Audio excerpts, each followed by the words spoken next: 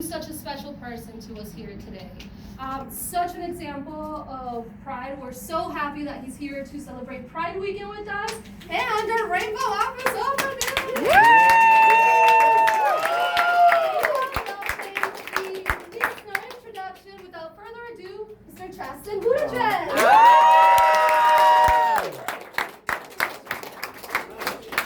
Good morning, everyone. Good morning. It's so nice to see all of you. It is wonderful to be back. We love spending time here, and I'm so just touched at all of the work that went into opening this office and the beautiful murals and the artwork that you have done and the community that you have already built. So Nevada is really important to us because Nevada, it is a mirror of the diversity of this country.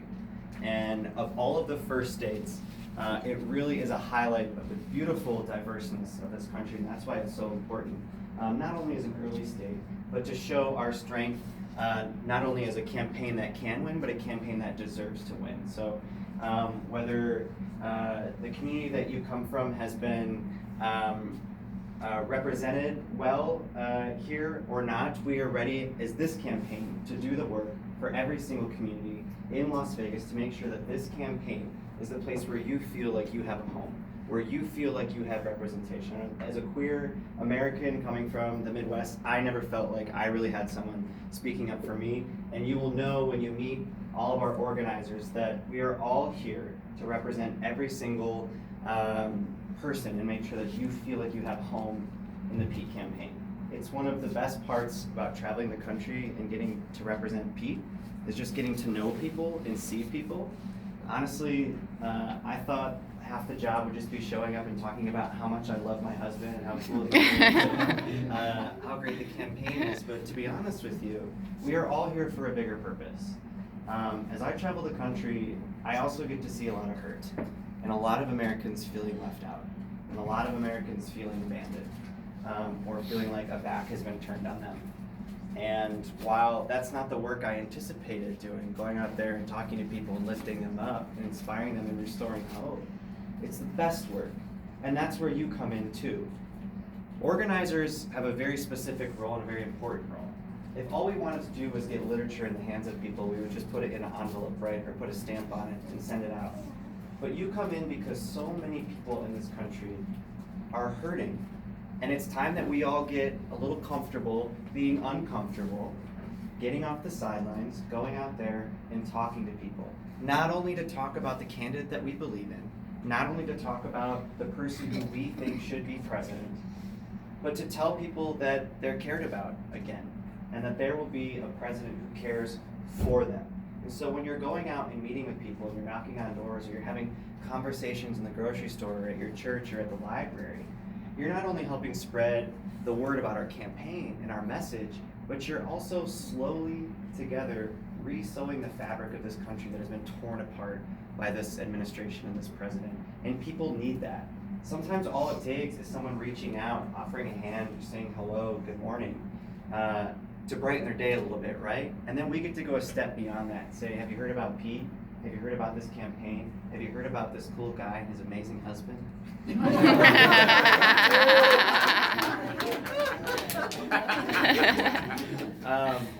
then you get to bring them in, right? And so another part of your job is to make it really personal. And I know that can be really hard for us sometimes, making things really personal, but all politics is personal. And as a mayor would say, all politics is local. And so you're gonna have to get comfortable talking about the things that make politics really personal for you. There's a lot of things at stake for many of us in this election, right? A lot is on the line. But just think about one or two things that make it really personal for you. So I've already mentioned that just as a gay American who's worried about just the health and safety of my marriage and what could happen if the court continues to move in the way it is. And if we see 4 more years of this presidency, what that could do to the legality of the thing that brings me so much peace and love and joy in my life. But also as a teacher. Before I came out on the campaign trail, I was a teacher. Love working with kids. I taught English and social studies and drama, and that's where I felt comfortable. And so I've never really been a political person, so I'm still getting used to all this. But there's a lot on the line for my kids and your kids. I think about my students every day on the trail.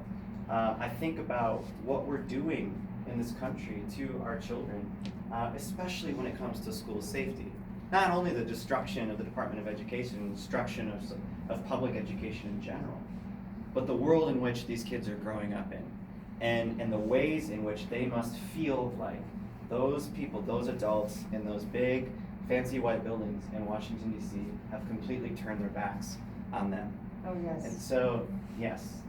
So every day, as an organizer, as a volunteer, as someone who believes in this campaign, for whatever it is for you, I hope you can go out and speak about our campaign and speak about this moment in a way that helps other people understand what's not only at stake for them, but at stake for you.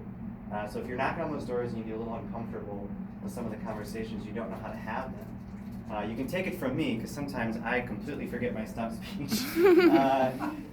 But then I talk about what's personal for me. Not only why I love Pete and why I will happily travel this country day in and day out, talking about him and talking about why I think America deserves a president like Pete, but it's because so many people are depending on a president and a campaign and an administration that will not only right all of the wrongs, but restore some hope and decency to this country as well.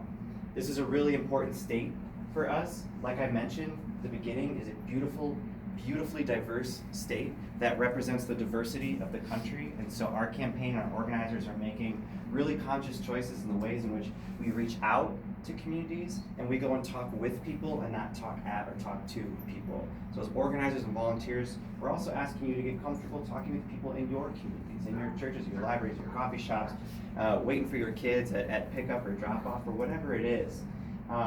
Make sure that we are reaching out to everyone, to every community, making sure that they know there is a space for them in this campaign and there is a campaign that believes in them. Thank you for showing up. Thank you for showing up the day after Pride. It's no small task. Yeah. It was amazing, It was wasn't a long So it night. was incredible. The energy that you have brought, the energy that you just brought to the parade was incredible. And I have walked in parades in Iowa, New Hampshire, and I have to say, not only the energy, but just the people that have been drawn into this campaign are remarkable. He said some nice things. Oh, he's wonderful. We Yeah. love him. Yeah. So thank you. Just thank you for believing in us. Thank you for believing in Pete. And thank you for going out there and doing the hard work and talking to people. And like I said, sometimes all it takes is just a connection with someone. When you knock on a door and you say, there's this guy, there's this campaign, there's this thing I believe in, and I think it can make your life a lot better too. It is truly life-changing work for a lot of people. I have met people on this campaign trail who have told us just seeing this campaign has saved their lives. I've met far too many kids than I would like to know who have told us that seeing Peter and I on the national stage has saved their lives. We've seen people who have acknowledged that they have never felt a space was there for them in the political conversation. They have never felt represented. They have never felt seen. And whether it's they come from a diverse community has been ignored, or they're just living in a town that's similar to South Bend, where folks are losing their jobs, they're losing their health care, and they're wondering how is life going to get any better for them. That's why we're all here, and that's why we believe in this campaign, and that's why we show up every day to do the work. And so Peter and I are so grateful. I know I speak on his behalf when I say thank you for showing up, for doing the work, for getting people to believe in this campaign and believe in themselves in this country. And again, I'm so honored to be here with you today. So grateful for all the hard work I know you're going to do today and then you're going to do going forward. This is our 7th office opening. In Nevada, we are opening 3 more, correct? By October 15th. Keep your eyes out on your email for more information about those office openings. Get to know our amazing organizers and staff here on the ground, and just welcome to the family. And we're so happy that you're all here. Thank you very much. Thank you. actually go outside. It's getting a little cramped and stuffy in here, so I think if anyone wants to do pictures, if we could head outside.